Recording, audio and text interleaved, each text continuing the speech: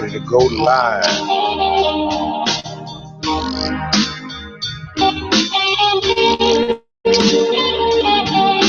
Good evening, and welcome to another segment of the New Black Leadership Coalition program right here live on IntellectualRadio.com. That's right, we're live, the New Black Leadership Coalition, here live on IntellectualRadio.com. Here in the studio, happy to be back here, thanking our Creator for another opportunity to get it right, and we don't take it for granted as we are on these precious airwaves trying to make a difference. I am very thankful and very honored to be a member, co-founder of the New Black Leadership, and I am also very thankful and honored to be back over these airwaves, over this Facebook live post with none other than the fired up, the fiery, and the truth teller, and the controversial. He called me controversial once on one of his shows, but I'm here with my friend, my brother, Minister Michael Muhammad, founder of the New Black Leadership. Good evening, Brother Mike, and how are you today? Good evening, Brother Gregory. I'm blessed, always blessed to be alive in spite of our struggles and our challenges from day to day. And despite the monumental task of achieving our goal, we always have to see the good in the struggle. We always have to extract the lessons of any setbacks or difficulties, shortcomings, or even failures that we experience. We must always humble our hearts, our minds, and our spirits to know that the Creator has a grand design for our existence, and the things that He has put in our spirit and our heart to pursue in life. If we truly desire to be at peace with the Creator, then we've got to accept that whatever we do, the Creator is always present. And so I always try to stay positive every day, because we're only human beings, and in this world's life, in this society in particular, to be a black male, then it is a built-in difficulty factor that other males in this society have no idea about.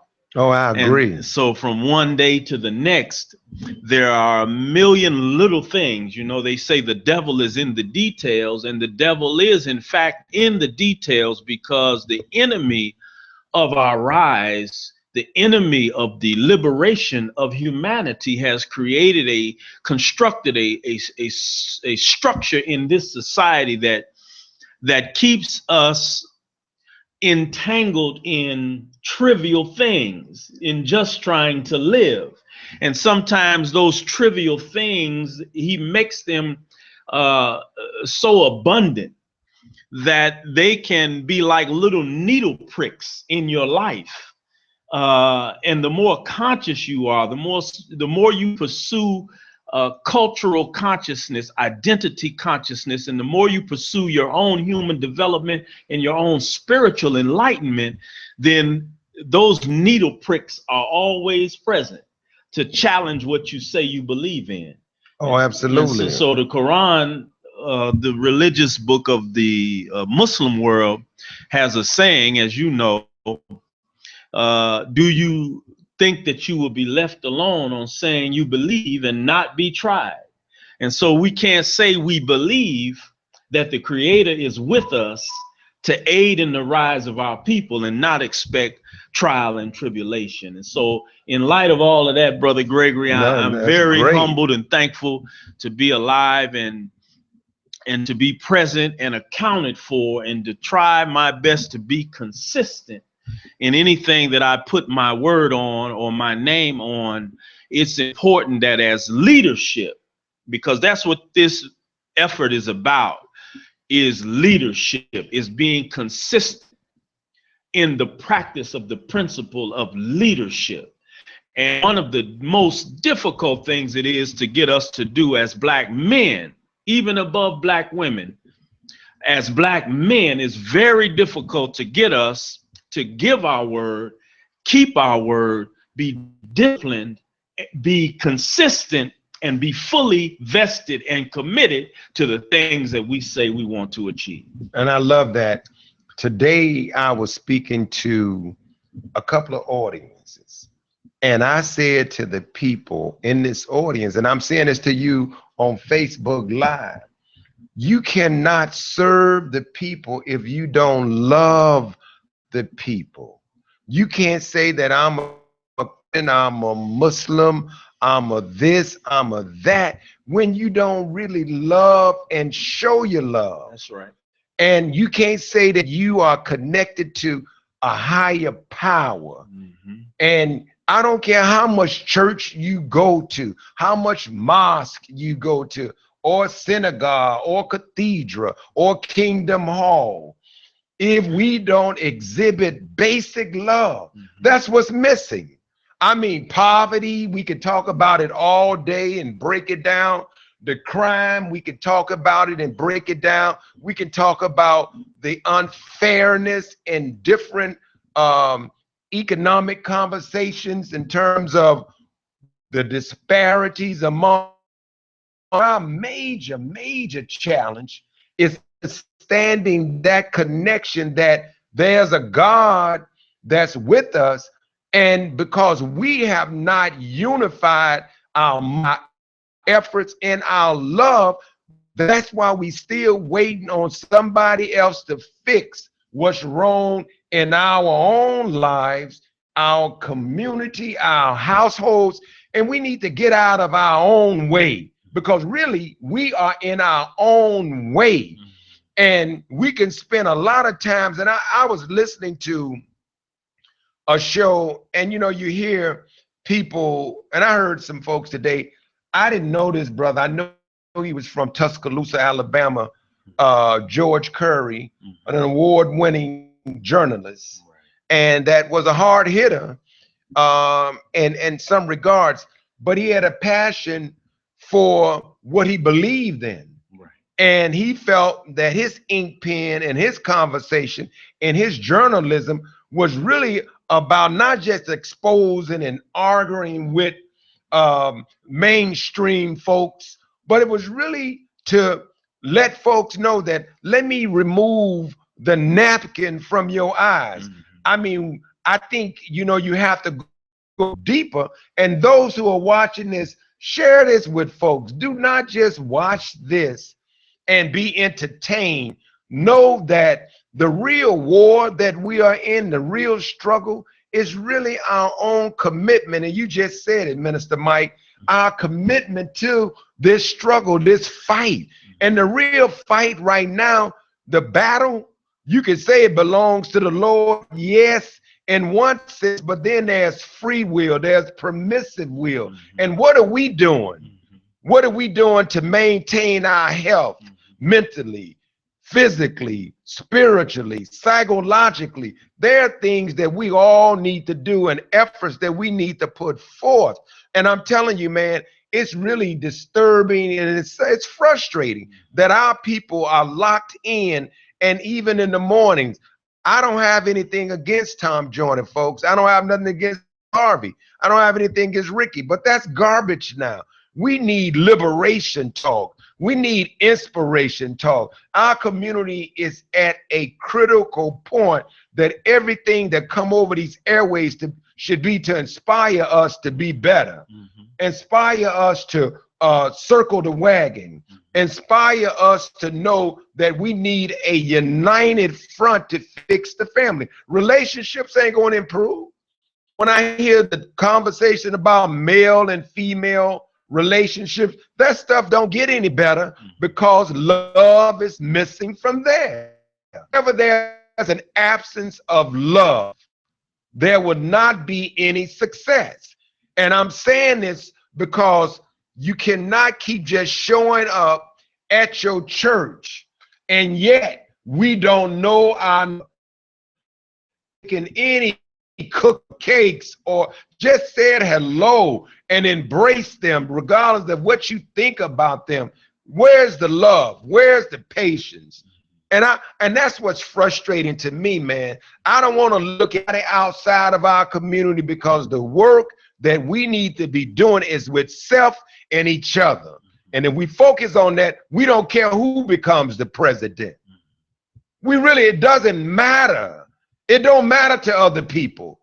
And it's a shame that our post on Facebook, on Twitter, is about whether it should be this guy or that lady. It don't matter.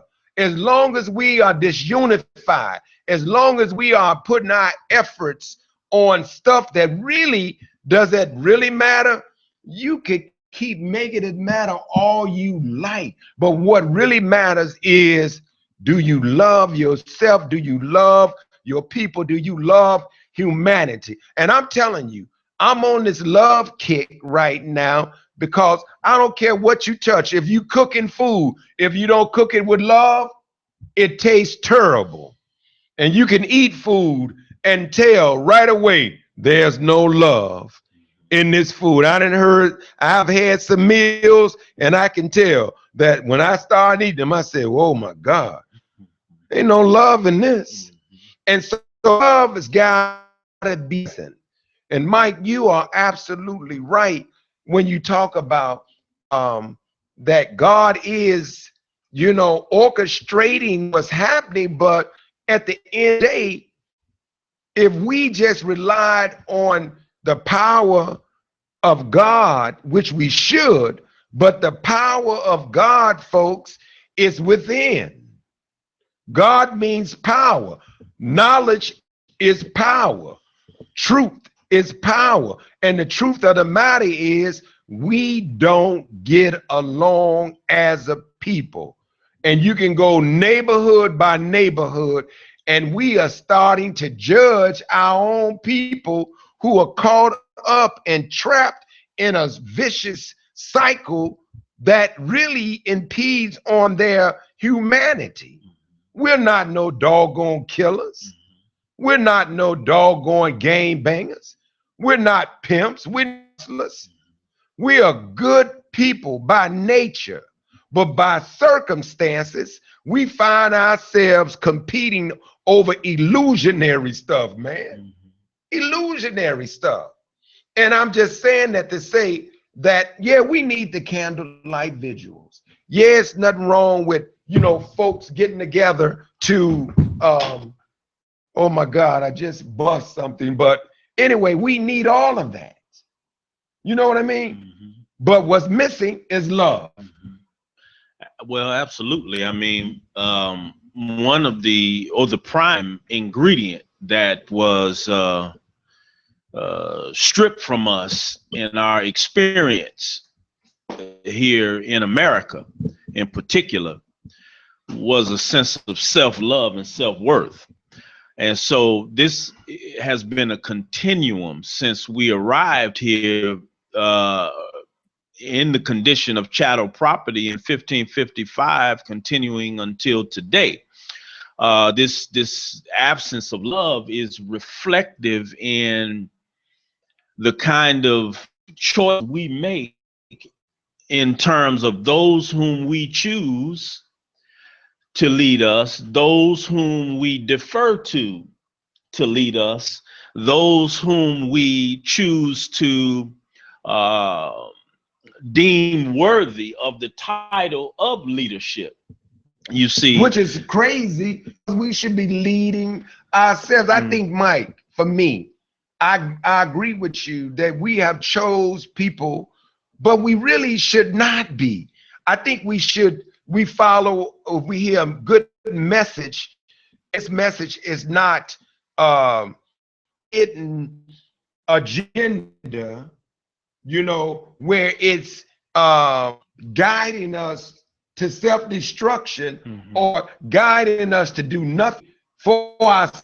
But the leadership for me, the new Black leadership for me, is telling people that the word leader is within. But there are voices, clear voices out here that we should, because I don't think Jesus considered himself a leader. I think he considered himself an example of what it is that we should be doing, and people began to follow him based on his work, his word, but his work. His work matched up with his word because he was unapologetic and he was unafraid, and he called a spade a spade.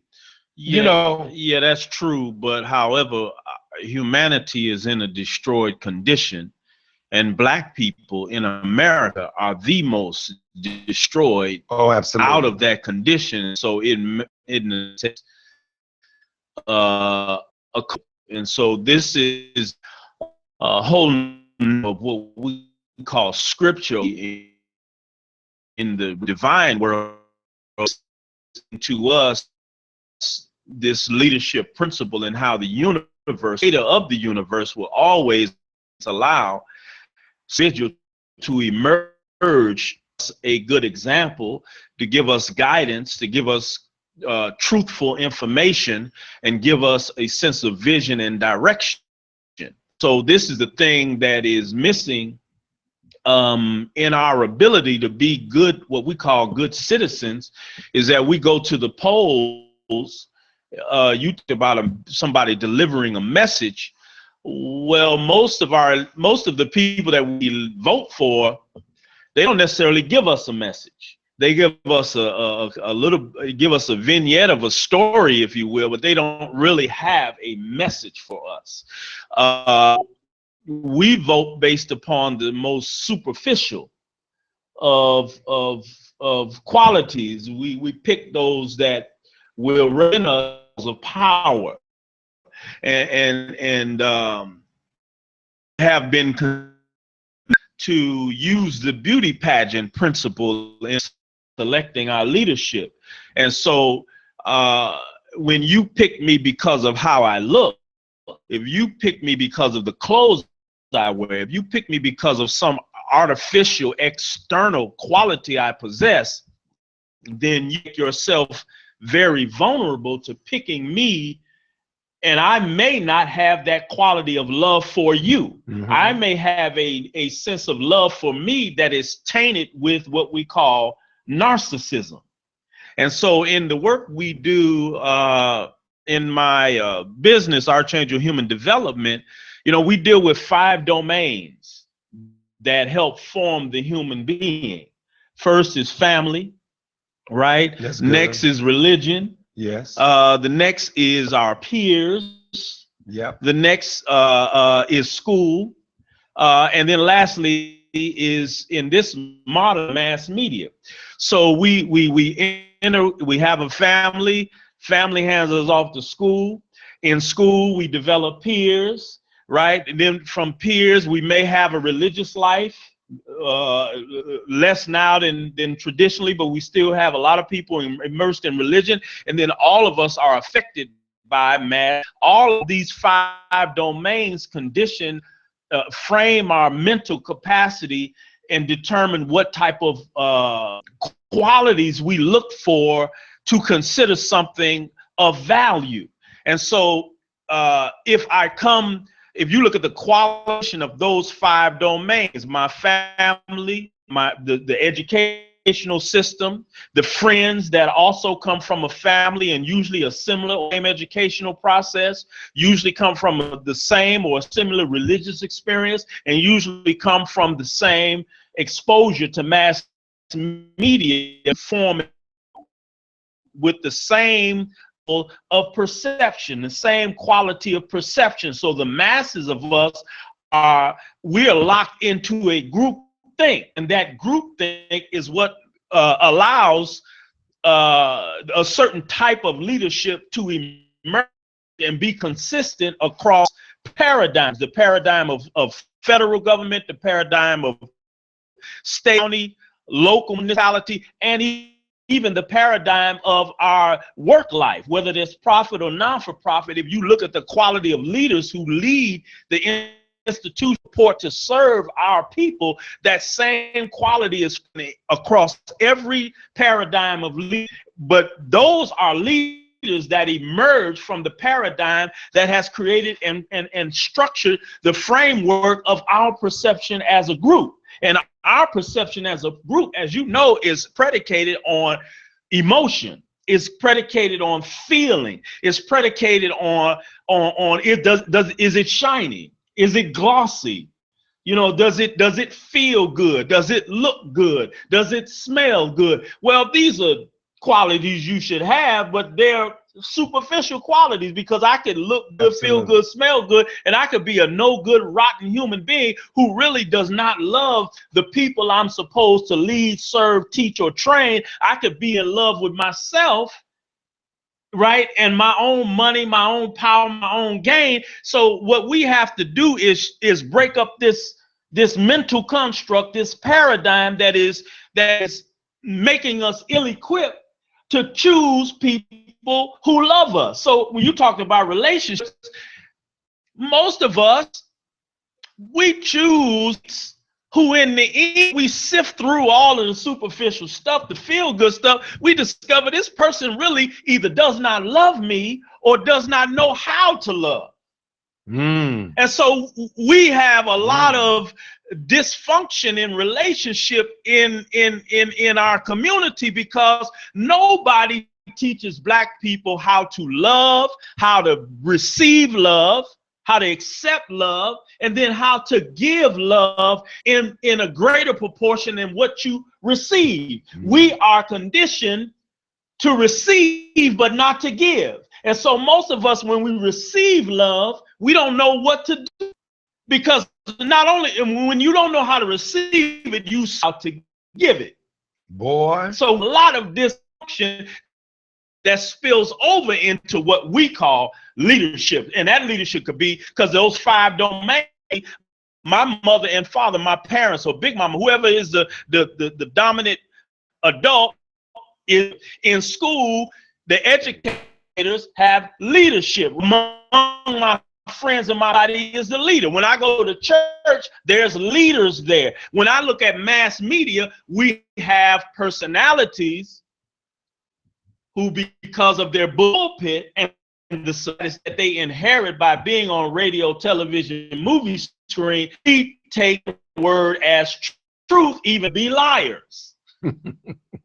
So when we talk about leadership and love, that's a very profound dynamic that I don't think that even most of us in leadership understand, because, you know, when I love you properly, then I can't love you without some sacrifice for you. You're going to have credibility. You're going to have reliability. That's and right. You're going to have impeccable integrity. That's right. That's love. That's leadership. That's right. That's missing. And I mean, what articulated, bro, that show could be played over and over and over again. Folks, if you are not attention to this conversation, I promise you, you need a checkup from the neck up, because this is to every facet of life. And it is profound. That this is one that I would personally play back. All right. I don't normally play back. All right. I just keep moving. Right. That's right. But if you to join this conversation, folks, and you have a comment or a question, 723-8953, 708-223-8953. But Mike, that's when people on Facebook, you should be sharing this, because this should stir up in all of us conversations that are, you know, on every front, every level. Every single level, and how you place that, and you look at the love leadership, you know, and many of us, You know, we heard that song. Love got everything to do with it. What's love got to do with it? That's right. Love has every single thing to do with it. God is love. That's right. God is love. Marvin Gaye, I'm telling you, when he did that song, that album, What's Going On, most of it was talking about love, man. That's right. And every little situation that go on in our community, you said it, man, how, and I don't think you used the word distraction, but how we are faked out and we get caught up in the superficiality of people and qualities in people, the glossiness. I love that. And I mean, we all can be victims of that. That's right. And we go out and we wine and dine, and the person got on some nice clothing and they smell good. They got their representative talking good. That's right. Yeah, that's what I just said. Your representative talks well. Boy, you need to let your representative. but Mike, the leadership quality is so amazing that our people, going back to said, have been tricked pretty much. I mean, and you mentioned the mass media and what they give us. They have given us people that I don't even believe they deem them leaders. I really don't. I think they are used to interfere. But I'll say this, and then you can go on. Folks, we have to, and I'm not even talking about those in politics, not right now. In every particular category, we have to be the leader that we are looking for, be the change that we're looking for. And then that means we have to organize. And we as new Black leadership, when I sat in that room a few weeks at the meeting, and I listened to not just the articulation, but I felt the love that these men and women are committed to doing what they do, not just because they're trying to get a check or get paid. Yeah, people need and want to survive and have a roof over their head, but they really do it because they commit and they really love being servants. Because you're not a servant, you're not a leader. You know, when you take the lead, you want things to turn out right. You want everybody to be treated fairly. You want everybody to make it. You want everybody to succeed. You want everybody to be successful. But you want folks to know that sometimes, you know, folks got to realize that we are waiting on a mystery God. We're waiting on something that's not going to happen. Somebody's got to be in charge, but that person in charge of the house, and you mentioned those 5 principles, that's pretty deep that you started, you know, the principle with spirituality, you know, the family, right? The family is a spirituality piece. That's from God. Family, exactly. That ain't on our own. You know what I mean? We didn't make ourselves, but the whole intent of the family. Now check this out, you all that's watching this, and you should call in and really let's talk about this, the reproductive system. So we reproduce others, and you mentioned that, and so now we have to make sure that we have information that we pass on to our children so that they have a chance. And if we don't teach them how to eat properly, they have all kind of health issues. We got the health issues, our people, because we have deviated from good stewardship, good leadership that talked about that. Oh, I ain't getting into what you eat right now. But you, if you wise, that book started off with eating. It was always dietary properties inside that book that cared about our welfare when it came to what we put in our mouth. But good leadership will challenge you to be better at that, not to be perfect, but to work on it so that we can be healthier. And so, but I love those 5 principles because it connects to real. And the goal and the objective in those 5 principles is to arrive at what? Well, a fully matured human being, or somebody who has the coping skills, the problem solving skills, the ability to discern reality and one's environment in a healthy manner. Break that down though, because that's I know what that meant, you know, in one's environment. Well, the weak, malformed human being remains a stagnant byproduct of a unhealthy environment. When you are habilitated, as I call it, in a healthy environment, where the lead figures in all 5 of those domains is a somewhat highly functional, intelligent, spiritually balanced individual, then what they do is they equip the new life, the young person. They position that young person in a way that when that young person goes through the passage from being a juvenile into young adulthood, that young person goes in with a toolkit, a mental, spiritual, emotional, moral, character developed toolkit that allows that young person now to make highly rational, highly intuitive, highly perceptive judgments and decisions that will move that person forward into life in a way that advances, first of all, oneself in a healthy way, and by advancing oneself, advance one's family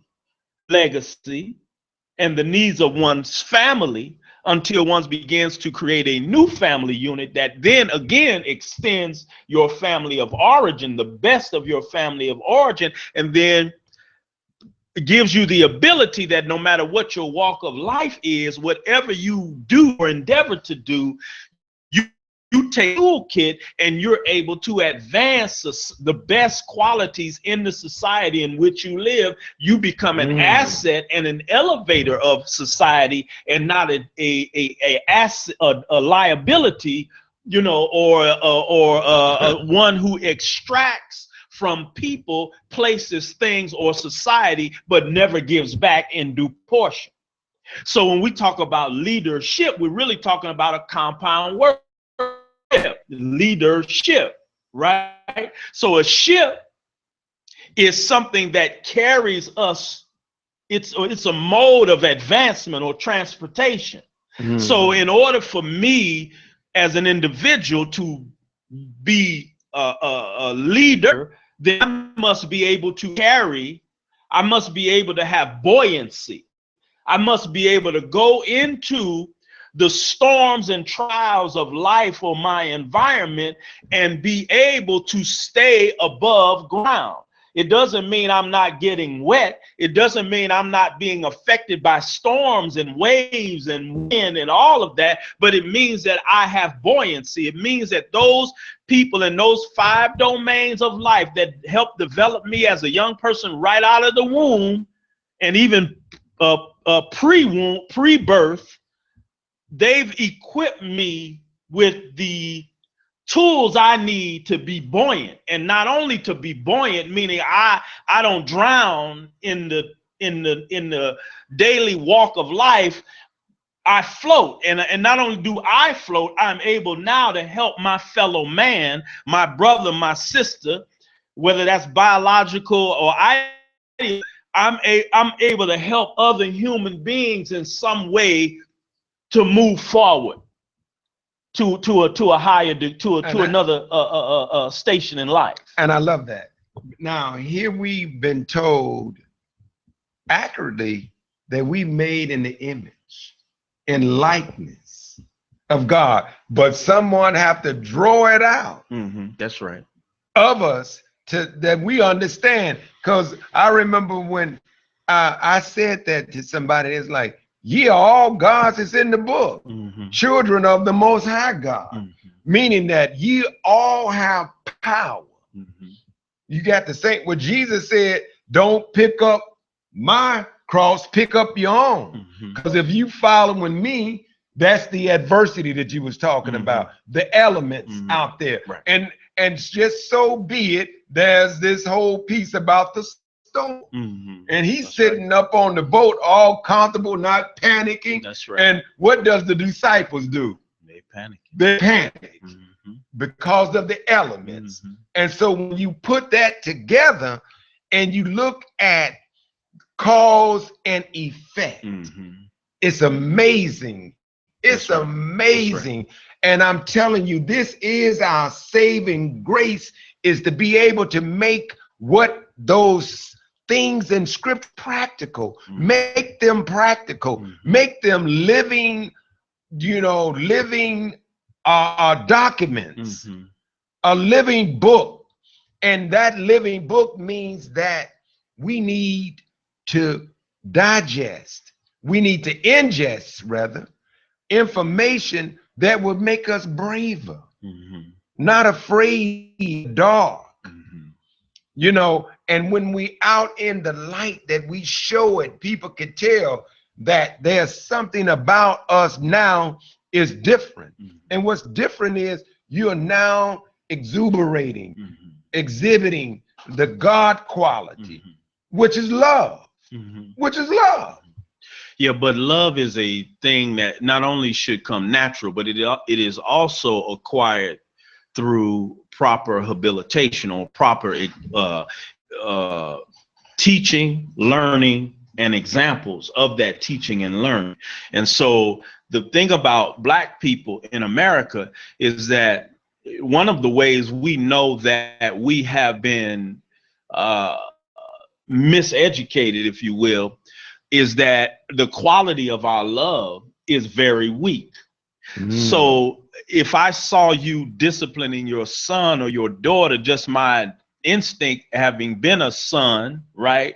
And then my instinct in being a father, I can look at another man or woman and tell, well, whether you spanking, scolding, hugging, or whatever you're doing with regard to that child, I can identify your demonstration of love, right? Whether that child is crying, hollering, pleading, whatever, I know the difference between love and abuse, right? And sometimes, if your mind is weak, you don't know how to identify the full spectrum.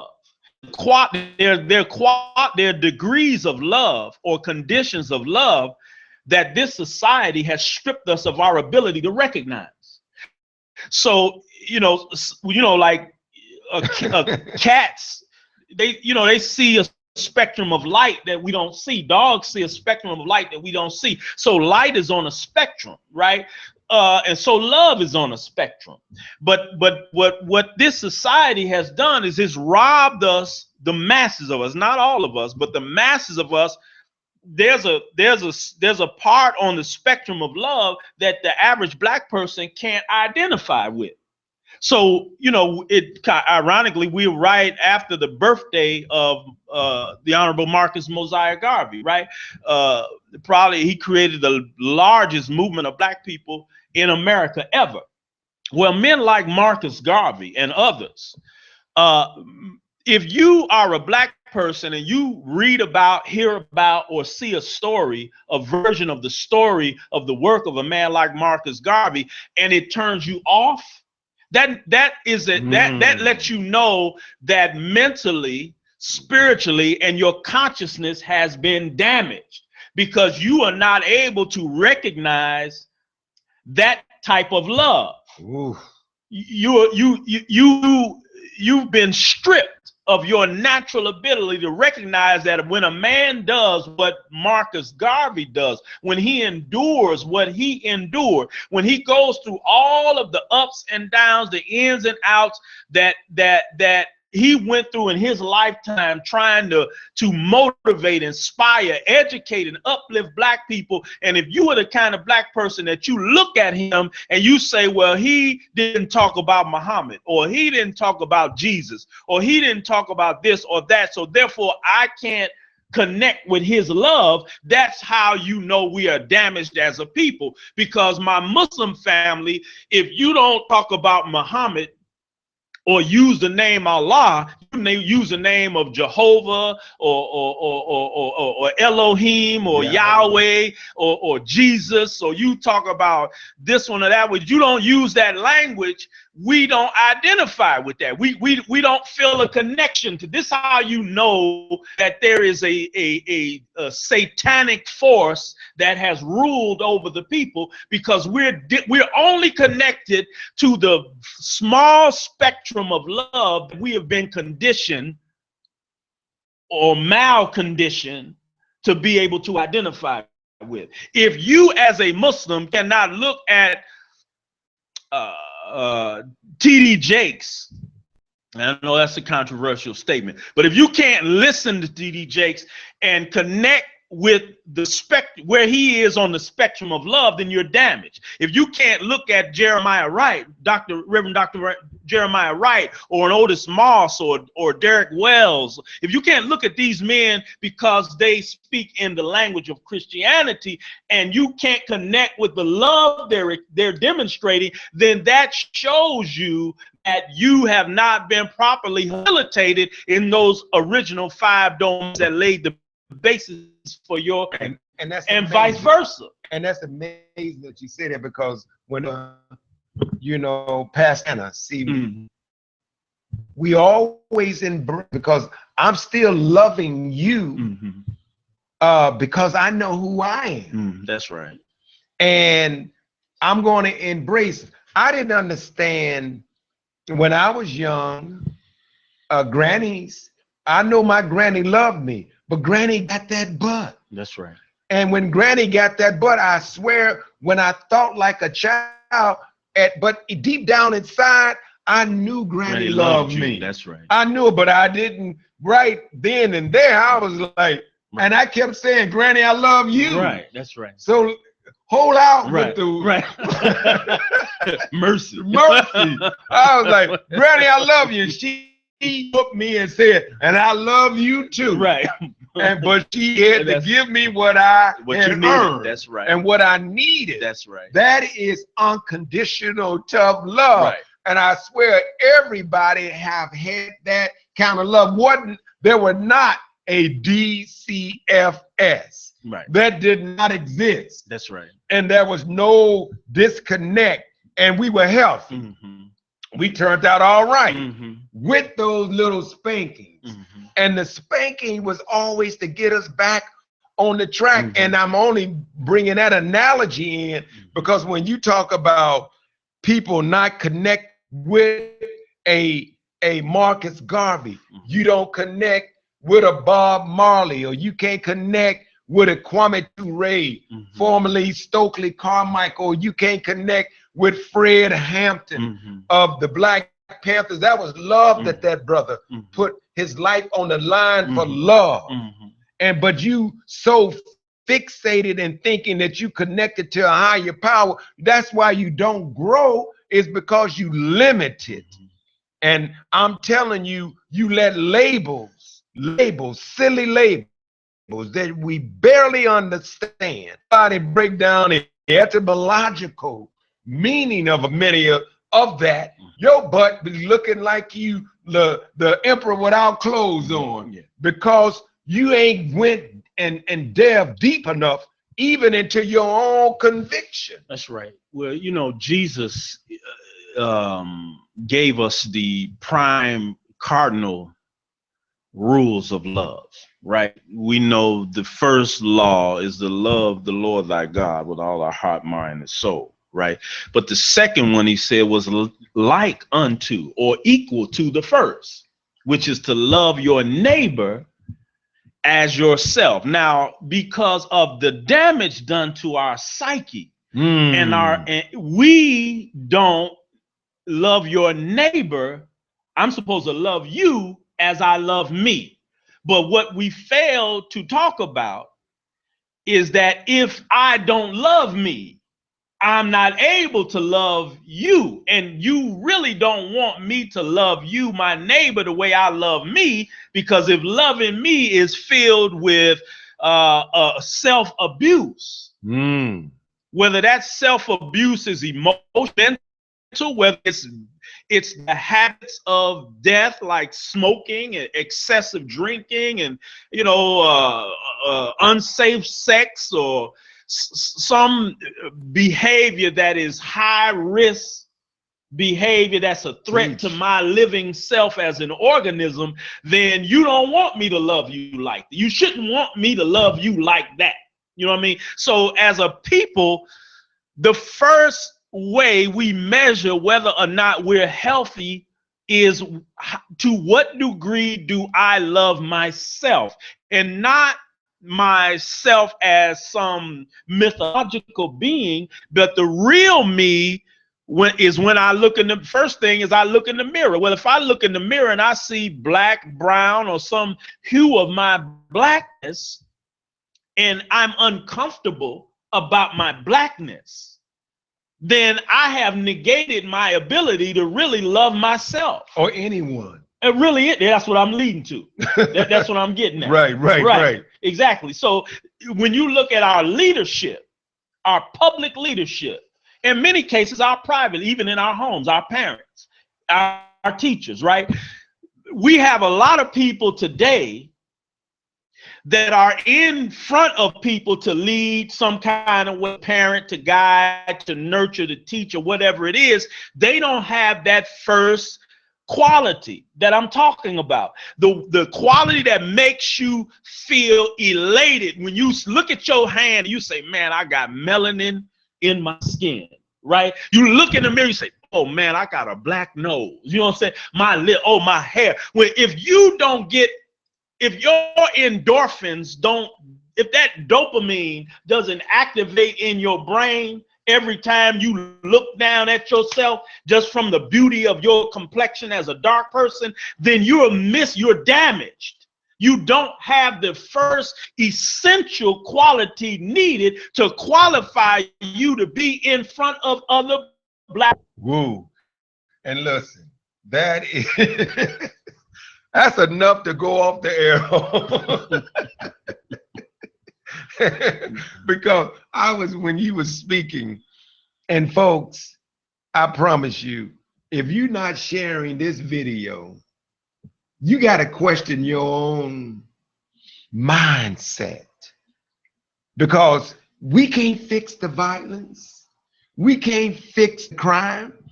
We can't fix the abuse. That's right. We cannot fix any of that until we fix ourselves. We have to. And how do you fix yourself? You got to fall back in love with yourself. Because we done fell out of love. That's right. That's why when we go, and I didn't go to the classic, but I know a lot of our people, they didn't go because they was in love and they just wanted to be in this skybox. That's right. They just wanted to be around the so-called hobnob. Right. But when you got love, then you don't have low self-esteem.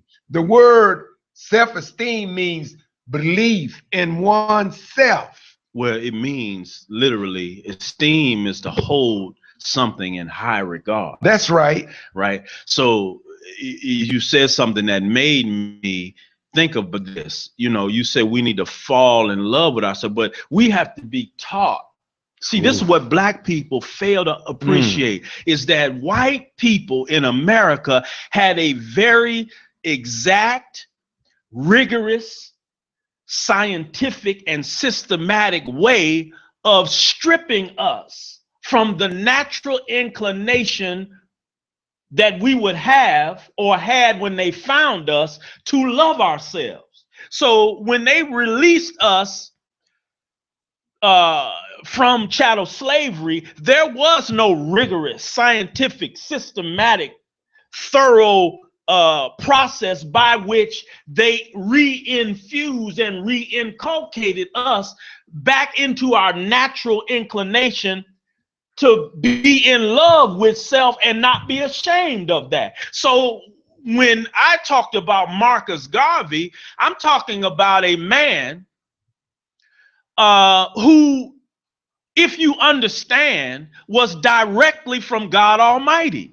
Because he came with a love for black people that was so profound, so intense, so multi-dimensional and dynamic. It was so relentless that no matter what the enemy did to Marcus Garvey, he, even though his life, as most black leaders will attest to, small or large, when you trying to help black people, you go through bouts of depression. In fact, Marcus Garvey even considered suicide at one point, but he didn't do it. He kept going, right? So his sense of love for his people was the medicine that cured his depression. He didn't get Xanax or Prozac or none of that. He just re-immersed himself in the mission that the Creator gave him, right? So Marcus Garvey, and I'm talking about Marcus Garvey because we should, but we just passed his birthday, right? But I'm saying he's a great example of the kind of fathers and men that we need to make ourselves into as black men in America, because if we're not like Marcus Garvey, we're not really black men. We're men, I don't know what type, but we're not the kind of black men that are going to be able to build the proper ship that is required to ensure a future for black women and black children. Now, I know black women, you think you don't need nobody to build a ship for you, but that's a byproduct of your damage by a white male supremacist society that has used you in many cases to further their system. Now the telephone's getting ready to go ring. Well, yeah, I know. Yeah, well, just think about what I'm saying. Don't be mad because I'm saying it. Maybe you need to look at the bigger picture of what's going on with black people. Right. And folks, it'll take us 2 hours to do a show on the lessons of the Honorable Elijah Muhammad. That's right. And the love that he had. You got to love. You can't produce a Malcolm X. That's right. You can't produce a Muhammad Ali. You definitely can't produce a Honorable Minister Louis Farrakhan. You can't produce the men and women in that organization that gives every day their lifeblood to try to wake up our people. But when you're damaged, you won't be effective. That's right.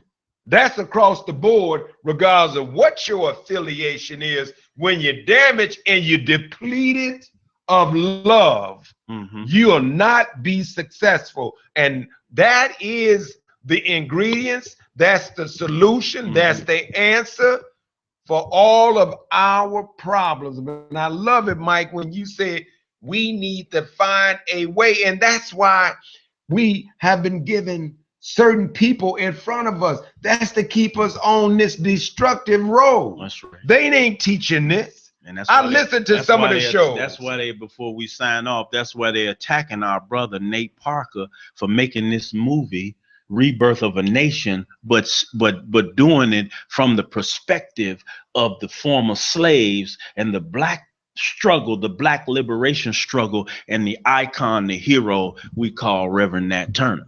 Oh yeah, and I love Nat Turner. Nat Turner is one of the greatest men from God that ever walked the planet. That's right. And it's a shame that we only know about contemporary. We got another minute left, folks. I want to thank you all, and Minister Mike, this is one for the book. I know Brother Earl over there, and happy birthday, Brother Earl. Happy birthday, brother. I forgot to put it up on my Facebook. This brother is the man. All right. And I'm telling you folks, IntellectualRadio.com is a station, a program, a format that you all better get used to, because you don't get it like this nowhere else. This is not a negative statement against the other folks, but here ain't nothing but the real deal. Thank you guys. Nothing but love. This is love. This kind of talk truth is plain love. That other stuff is playing with your emotions. Peace and love. See you next week. Same time, same station.